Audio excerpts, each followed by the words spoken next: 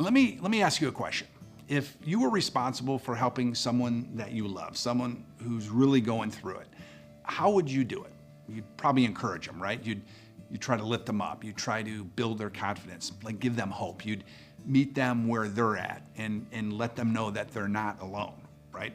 Well, what if I told you that you need to treat yourself that exact same way? Because, well, most of us don't. Instead, we beat ourselves up. We shame ourselves. We tear ourselves down, and we just think we're not worthy of that same kindness. For a lot of us, it's not easy to actually look in the mirror and say, you know what, I'm gonna treat this person with love, encouragement, respect. But that's what we're challenging you to do, because right now we're diving into one super important, powerful idea. Treat yourself as someone you're responsible for helping.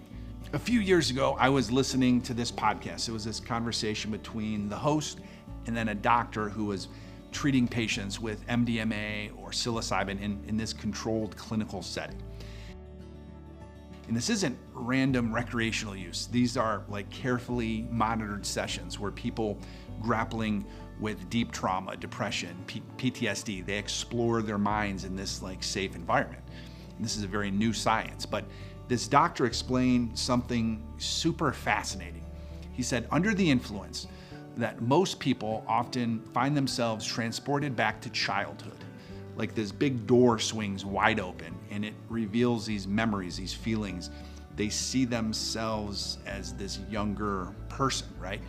And it might have been buried or forgotten, but I think the most powerful part for me, when the patients see themselves as children, they feel this overwhelming sense of compassion. Like they're no longer looking at the adult who's made all these mistakes, who carries all this shame and regret. They see this small, innocent child themselves who is maybe hurt, scared, so misunderstood.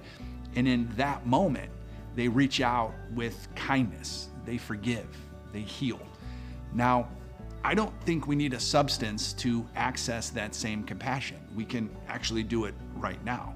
And it might feel a little bit weird talking to yourself like this, but trust me, it works. You can have this conversation in your mind, in your head, but if you close your eyes for a second, if you picture yourself as a little kid, maybe 5 or 6 years old, and you see that kid standing there, maybe with nervous eyes or a shy smile, about to walk into a world that's tough, you just ask yourself, would you ever speak to that child the way you're speaking to yourself right now when you're frustrated or disappointed?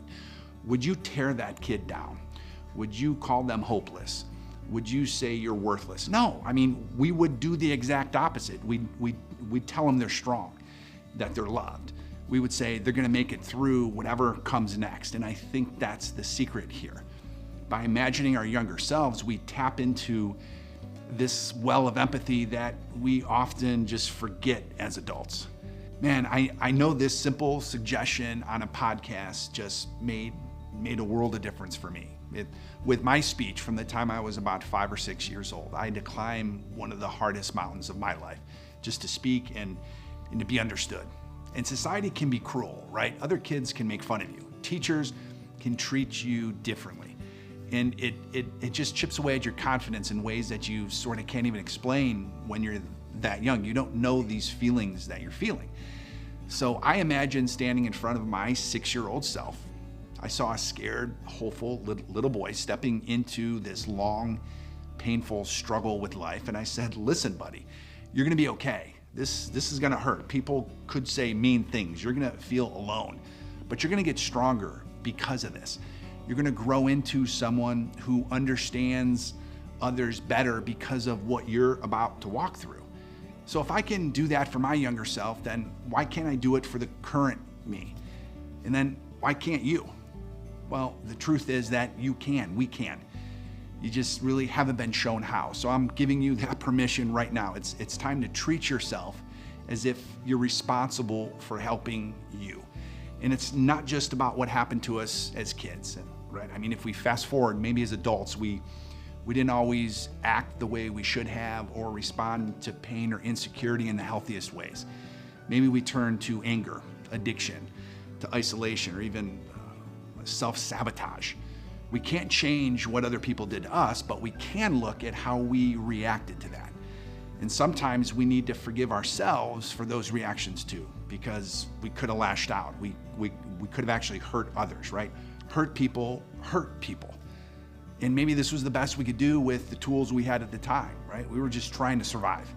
So I think here's where we can start. If we just close our eyes and visualize a younger version of us, this vulnerable version of us, like really see you, see their face, their eyes, grab a picture if you need to, and just talk to them. Again, this can be in your head, but tell them what you wish someone had told you, reassure them, lift them up. And then I think we need to bring that same compassion into the present. When we catch ourselves being too critical, just stop and ask, would I say this to this younger version of me? Would I tear that kid down, or would I build them up? Maybe we just have to shift our tone. We have to forgive ourselves for the past. I mean, we can't rewrite history, but we can stop replaying it as this source of shame and recognize you did what you could at the time, and then let it go. Move forward, determined to help yourself, not harm yourself with this weird judgment. This is how we change self-image. When we treat ourselves with compassion, we break these chains of shame and fear. We just start showing up differently. Our confidence will grow. Our standards become more balanced. And here's the best part, it ripples outwards. The more compassionate you are toward yourself, the more you're gonna lift others up. You become someone who shows up for the people around you because you're no longer tearing yourself down. I mean, how can you love others if you can't love yourself? So today I'm asking you to just treat yourself as if you're responsible for helping you. You can look at the child, you can look at yourself as a teenager, the young adult inside who faced so much without knowing that you had the strength or knowledge that you have now. And love them, forgive them, and then bring all that compassion into the present moment. And hey, if you feel weird imagining your younger self, well, that's okay. The things that really bring change usually start out feeling just a little bit different.